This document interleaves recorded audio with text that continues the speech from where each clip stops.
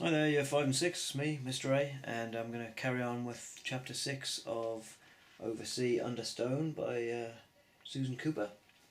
Great Uncle Merry is about to recite the story of the manuscript. This I write, that when the time comes it shall be found by the proper man, and I leave it in the care of the old land that shall soon be no more. Into the land of Cornwall, the kingdom of Mark, there came in the days of my fathers a strange knight fleeing towards the west. Many fled hither in those days, when the old kingdom was broken by the invader, and the last battle of Arthur was lost. For only in the western land did men still love God and the old ways.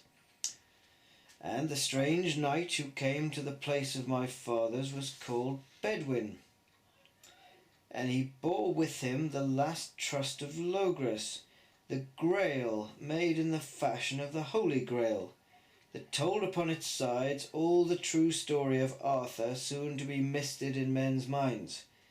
Each panel told of an evil overcome by Arthur and the company of God, until the end when evil overcame all. And the last panel showed the promise and the proof of Arthur's coming again.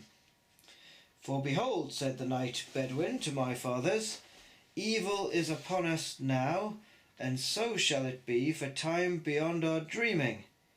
Yet if the Grail, that is the last trust of the old world, be not lost, then when the day is ripe the Pendragon shall come again, and at the last all shall be safe, and evil be thrust out never to return. And so that the trust be kept, he said, he gave it into your charge, and your sons' sons, until the day come. For I am wounded near death from the last of the old battles, and I can do no more.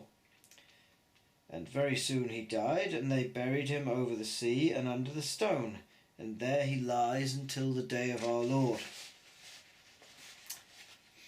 And so the Grail passed to my father's charge, and they guarded it in the land of Cornwall, where men still strove to keep alive the old ways, while in the east the men of evil grew more numerous, and the land of Logres grew dark, for Arthur was gone, and Mark was dead, and the new kings were not as the old had been, yes. And with each turn of years the Grail came to the charge of the eldest son, and at the last it came to me. And since the death of my father I have kept it safe as best I could, in secret and in true faith, but now I grow old and am childless, and the greatest darkness of all comes upon our land, for the heathen men of evil, who came to the east in years past and slew Englishmen and took their land, are turning westward now, and we shall not long be safe from them. The darkness draws toward Cornwall, and the long ships creep to our shore, and the battle is near which must lead to final defeat and the end of all that we have known. No guardian for the Grail is left, since my brother's son, whom I loved as my own, is turned already to the heathen men, and guides them to the west. And to save my life, and the secret of the Grail, that only its guardian knows, I must flee, even as Bedwin the strange knight fled. But in all the land of Logres no haven remains, so that I must cross the sea to the land where they say Cornishmen have fled whenever terror comes. But the Grail may not leave this land, but must wait the Pendragon till the day comes. So therefore I trust it to this land, over sea and under stone, and I mark here the signs by which the proper man in the proper place may know where it lies, the signs that wax and wane but do not die. The secret of its charge I may not write, but carry unspoken to my grave. Yet the man who finds the Grail and has other words from me will know by both the secret for himself, and for him is the charge, the promise, and the proof. And in his day the Pendragon shall come again, and that day shall see a new Logres, where evil cast out, when the old world shall appear no more than a dream.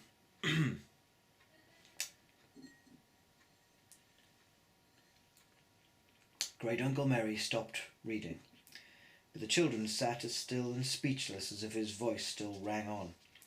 The story seemed to fit so perfectly into the green land rolling below them that it was as if they sat in the middle of the past. They could almost see the strange night Bedouin riding towards them, over the brow of a slope, and the long ships of the invaders lurking beyond the grey granite headland and its white fringe of surf. Simon said at last, "Who is the Pendragon?" "Well, King Arthur," Barney said. Jane said nothing, but sat thinking of the sad Cornishman sailing away over the sea from his threatened land. She looked at Great Uncle Merry. He was gazing unseeing down at the sea and the headland beyond Trewiswick. The taut lines of his face relaxed and wistful. "When the old world," he repeated softly to himself, "shall appear no more than a dream." Simon scrambled to his feet and went to crouch close to him, peering at the manuscript on his knee. "Then the map must show where the Grail is. I say, suppose we find it. What will it mean?" "It will mean all kinds of things," Great Uncle Merry said grimly.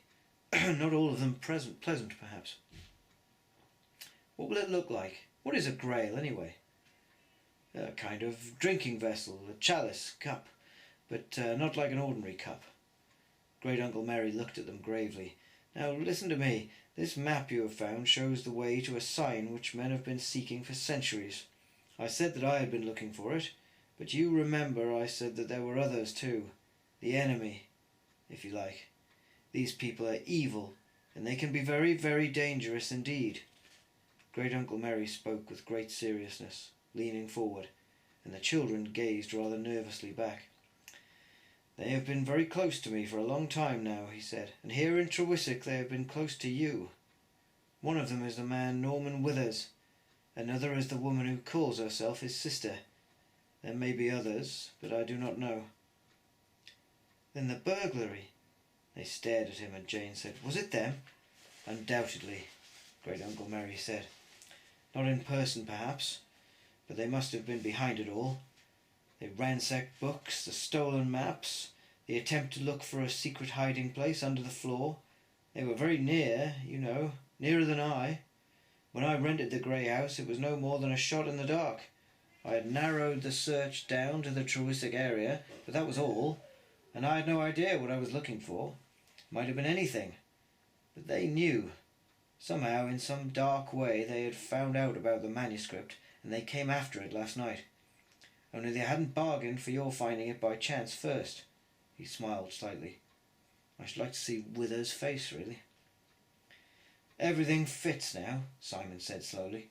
"The way he made friends so quickly with Father, the way he took us out on his boat."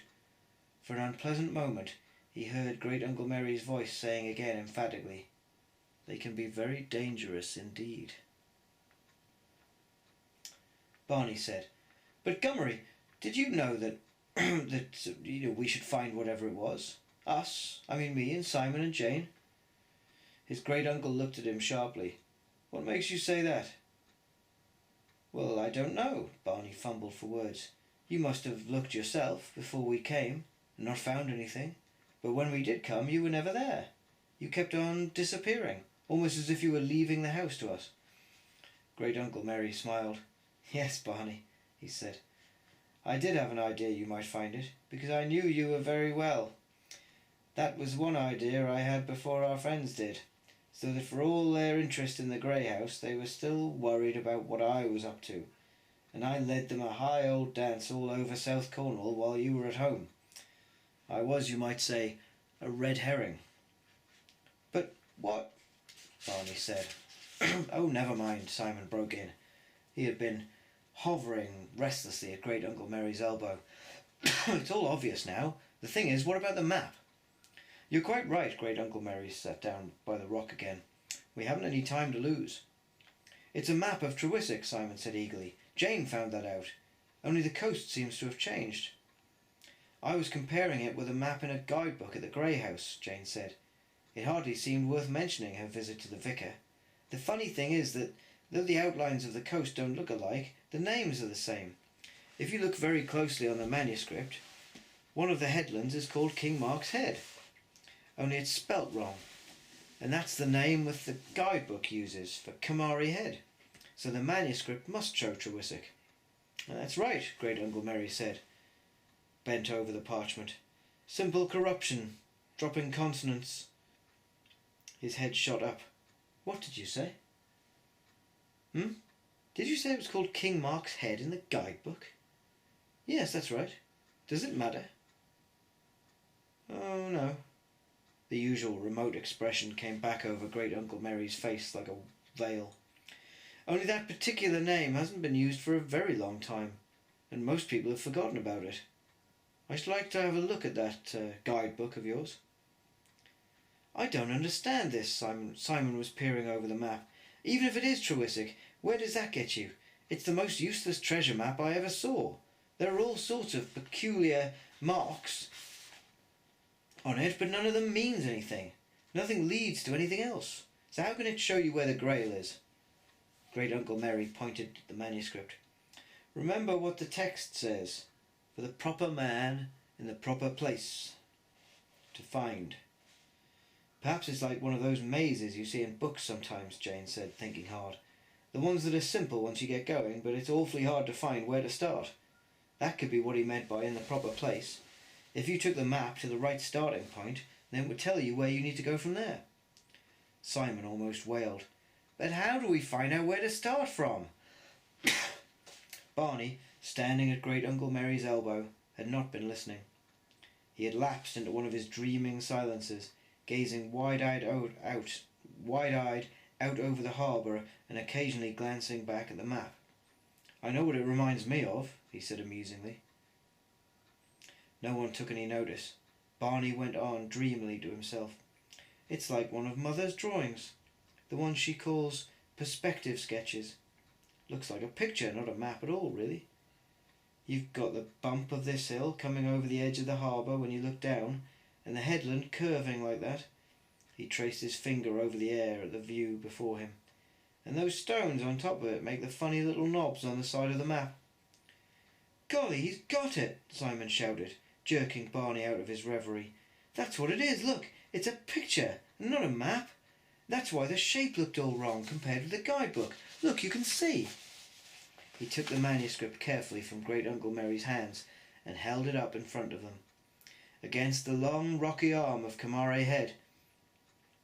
And as they looked from the headland back to the manuscript, the scrawled brown lines suddenly seemed so obviously a picture of the scene before them that they wondered how they could possibly have thought it was a map. Well then, Jane said, incredulity spreading over her face as she looked from one to the other. This must be the proper place. The beginning of the maze. All this time, without knowing it, we've been standing right on the very same spot as the man who drew the picture. Just think. She looked at the manuscript in awe. Well, come on, Barney said, glowing with excitement at what he had discovered. We know where he started from. How do we find out where he went from here? That's where we're going to leave it for now. And I'll finish off chapter 6 tomorrow. All right. Thanks very much for watching. Have a great day. Goodbye, everybody.